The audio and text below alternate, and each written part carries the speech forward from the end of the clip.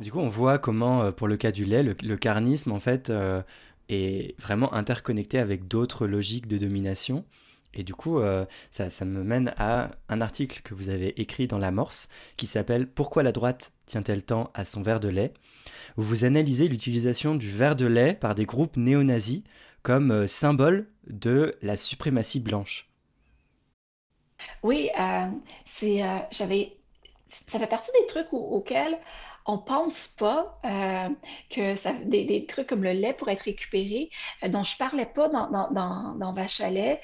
Euh, et c'est fou de se dire qu'on passe des années à travailler sur une question et qu'il y a quand même des groupes d'extrême droite qui réussissent à en voir des aspects auxquels on n'avait pas pensé. Donc, j'étais tombée sur une manifestation. Néo-nazis, où pour montrer leur supériorité, ils s'affichaient avec, puis là on est aux États-Unis, là, donc des gros, gros, gros bidons de lait. Et leur truc, c'est de dire, si tu ne peux pas digérer le lait, retourne chez toi, t'es pas un vrai, t'es pas un Américain. Euh, Ça a été aussi réutilisé à d'autres fins. On va traiter les hommes de gauche, féministes et tout ça, de soy boy. Euh, donc, on fait l'association que le soya aurait des effets sur la virilité des hommes. Là, tout ça, c'est complètement faux. On le sait depuis des années.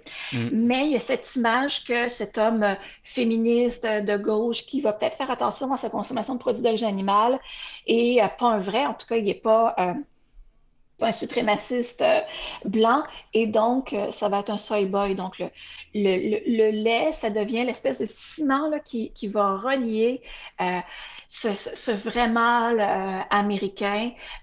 Donc on l'imagine, là, il est grand, il a fait son service militaire, il a un pick-up, ça lui dérange pas de polluer, il mange de la viande, sa femme reste à la maison et il consomme des produits laitiers et il est terrifié par le fait d'avoir eu un président noir et de voir des personnes issues de l'immigration qui prennent des pouvoirs, qui prennent du pouvoir autour de lui.